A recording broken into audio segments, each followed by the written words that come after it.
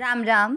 आज हम श्रीमद् भगवत गीता की अध्याय 18 मोक्ष संन्यास योग का श्लोक 12 संस्कृत उच्चारण और हिंदी अर्थ सहित समझेंगे। पहला चरण अनि, नी के साथ आदर्श षटकोण वाला अनिष्ट में अमिक्स करेंगे। अनिष्ट मी के बाद में आदर्श षटकोण वाला मिष्ट में अमिक्स करेंगे। मिष्ट शब्द पुराने के बाद ट पे अनुस्वार आधा म मिष्टम।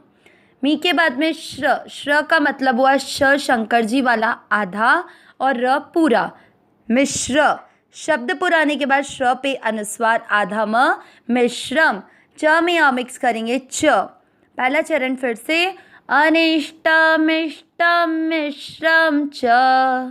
दूसरा चरण त्रिवि, दोनों मात्रा छोटी, ध में अमिक्स करेंगे त्रिविध। शब्द पुराने के बाद ध पे अनुस्वार आधा म त्रिविधम। क पूरा क में अमिक्स करेंगे क। म के ऊपर जो आधा र है उसको क के साथ कर, म ण दोनों अक्षरों में अमिक्स करेंगे कर्मण। ण में अ की मात्रा तो विसर्ग को पढ़ेंगे ह, कर्मण। फ में अमिक्स करेंगे फ, ल के साथ आधा म फलम। दूसरा चरण फिर से त्रिविधम कर्मणः फलम। पहला और दूसरा चरण साथ में अनिष्टमिष्टम मिश्रम च त्रिविधम कर्मणः फलम। तीसरा चरण भ में अमिक्स करेंगे भ, व के साथ आधा त वत और य में अमिक्स करेंगे य भवत्य। आधे त के साथ या त्यागिना। शब्द पुराने के बाद ना पे अनुस्वार आधा म त्यागिना। प्रे में प्र का मतलब हुआ प आधा और र पूरा प्र। प्र पर ए की मात्रा प्रे और आधे त के साथ य पूरा प्रेत्य। तीसरा चरण फिर से भवत्य त्यागिनाम प्रेत्य। चौथा चरण न में अमिक्स करेंगे न, तू की मात्रा छोटी न तू। स पूरी के साथ आधा न सन, आधे न के साथ या न्यासीना। शब्द पुराने के बाद ना पे अनुस्वार आधा म न्यासीनाम। आधे क के साथ व पूरा क्व, ची के साथ आधा त क्वचित। चौथा चरण फिर से न तु सन्यासीनाम क्वचित। तीसरा और चौथा चरण साथ में भवत्य त्यागिनाम प्रेत्य न तु सन्यासीनाम क्वचित। पूरे श्लोक का उच्चारण एक साथ। अनिष्टमिष्टम मिश्रम च त्रिविधम कर्मणः फलम भवत्य त्यागिनाम प्रेत्य न तु सन्यासीनाम क्वचित।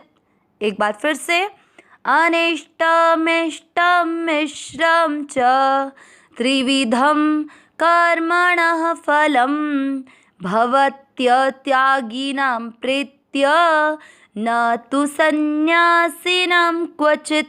श्लोक का अर्थ समझेंगे। इससे पिछले श्लोक में हमने सुना था कि कर्म को करने में राग नहीं होना चाहिए और अगर उस कर्म को नहीं करते मतलब उस कर्म को हम छोड़ देते तो हमें द्वेष भाव से भी उस कर्म को छोड़ना नहीं चाहिए। तो कुछ मनुष्य ऐसा मान लेते हैं कि जब कर्मों को करने में राग नहीं हो और छोड़ने में द्वेष नहीं हो तो इन सारे झंझट में हम पड़े ही क्यों, हम कर्म ही ना करें तो कितना अच्छा है।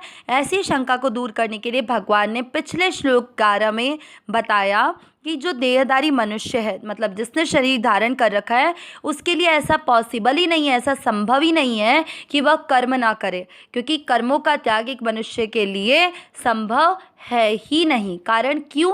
क्योंकि चाहे वो यज्ञ दान तप ये सब शास्त्रीय क्रियाएं भले ही ना करे, लेकिन शरीर से संबंधित क्रियाएं खाना पीना उठना बैठना सोना जगना ये सारी क्रियाएं तो उसे करनी ही पड़ेगी। मनुष्य एक क्षण के लिए भी बिना कुछ किए रह ही नहीं सकता। तो इसलिए ऐसा संभव है ही नहीं कि हम कर्म का सर्वथा त्याग कर दे। तो कर्म फल का जो त्यागी है वो ही वास्तव में त्यागी कहलाता है, क्योंकि वह कर्म करने के पश्चात उसके फल की आशा नहीं करता है। अब अगर मनुष्य कर्म फल का त्याग कर दे तो वो त्यागी है। अब कर्म फल का त्याग न करे तो क्या होता है उसको भगवान आज के श्लोक के माध्यम से बता रहे हैं। अनिष्ट अमिष्टम का जो म है उस आधे म को अनिष्ट के साथ जोड़ो तो अनिष्टम, अनिष्टम यानी अनिष्ट। फिर म पे ई की मात्रा तो क्या बन गया इष्टम, इष्ट। मिश्रम, मिश्रम का अर्थ हो गया मिश्रित।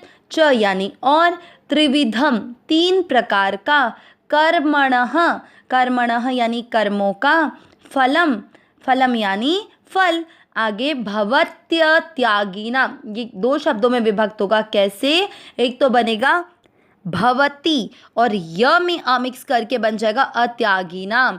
ठीक है, तो बन गया भवती यानी होता है, और अत्यागी नाम यानी कर्म फल का त्याग न करने वाले मनुष्यों को। आगे प्रत्य, प्रत्य यानी मरने के बाद भी, न यानी नहीं, तू यानी परंतु, संन्यासिनाम यानी कर्म फल का त्याग करने वाले को, क्वचित कहीं भी। पूरा अर्थ क्या निकला?